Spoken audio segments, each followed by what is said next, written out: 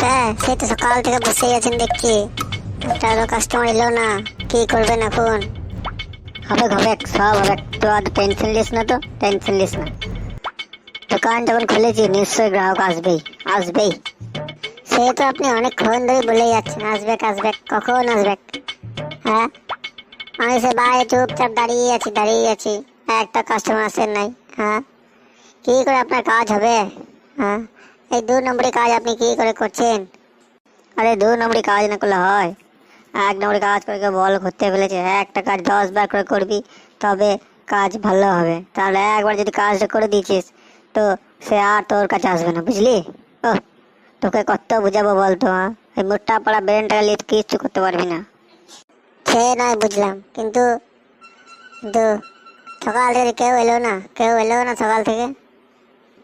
যা যা, দেখ দেখ কে এলো, দেখ পল্টু বাবু। খোল, যা যা। হ্যাঁ, যাই। আসুন, এদিকে আসুন, কিন্তু পল্টু বাবু এখানে আছেন, আসুন। স্যার, তবে আমি বাড়ি যাই, দেখি বাড়ি দাঁড়ায়। হ্যাঁ, ঠিক আছে, যাও যাও যাও। বলুন স্যার, আমি আপনার কি কাজ করতে পারি? কী জন্য এসেছেন এখানে সেটা বলুন। আর বলবেন না স্যার, আমার ছেলে আগে, কিছুদিন আগেই, 10 বছর আগে একটা বিয়ে করেছে, আর আমাকে ঘর থেকে বের করে দিচ্ছে। তো এখন কি করা যায় বলুন তো? তা কিছুদিন আগে কি 4-5 দিন আগে আপনার 10 বছর হয়েছিল নাকি? হ্যাঁ, বলছেন কিছুদিন আগে? 10 বছর কি আজকে ব্যাপার? ওই কিছুদিনই হলো আর কি, 10 বছর তো।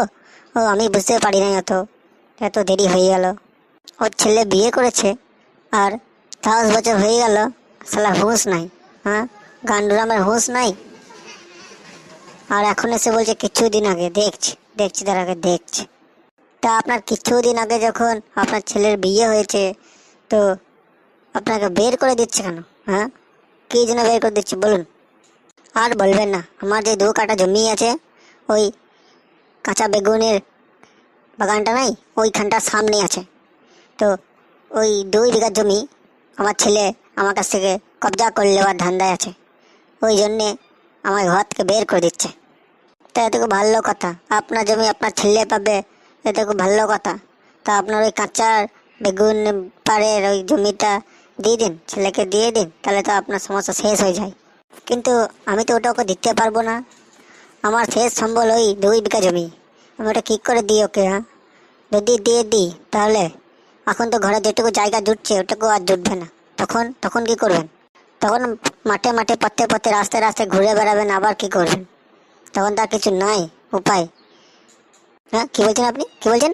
না মানে ওই বলছিলাম যে 2 বিঘা জমি দিয়ে দিলে তো তারপর আপনার থানা পুলিশ করতে হবে, কোর্ট কাছারি করতে হবে, তো অনেক ঝামেলার ব্যাপার আছে। তো আমার কাছে একটা উপায় আছে ভালো। এটা কি উপায় একটু বলুন, যাতে আমি একটু বেঁচে যেটা শান্তিতে জীবনটা কাটাতে পারি। তো শান্তি তো আমি শেষ করে দেবো। তুই এসেছিস কাকাই জানিস? পল্টু গেছে। ঘরে যেটুকু শান্তি পেয়েছিল ওইটুকু তো পাবি না, আর যেটুকু শান্তি ছিল ওইটুকু কেড়ে নেবো তোর কাছ থেকে। দাঁড়া, দেখাচ্ছি মজা। সাহস কম নয়, পল্টু গাছে শান্তি নিতে এসছে। আজ পর্যন্ত পল্টু গাছে যে সে একদম শেষ হয়ে গেছে, শেষ। ওর জীবনে শান্তি কোথাও নরকের জায়গা পায় না। তো বলুন উকিলবাবু, আপনার কি বুদ্ধি যাতে আমার জীবনে শান্তি চলে আসে? তো বন্ধুরা, এই বুদ্ধিটা শোনার জন্য তোমাদের পরের ভিডিওটি দেখতে হবে, যে পল্টু উকিল কীভাবে তার এই কাস্টমারের কে শান্তি দেয়। কি হলো, থাকবেন তো? আর আমাদের এরকমই ভিডিও দেখার জন্য আমাদের চ্যানেলকে সাবস্ক্রাইব করো, আর বন্ধুদের সঙ্গে শেয়ার করো। ঠিক আছে, পরের ভিডিওটি দেখতে হবে কিন্তু।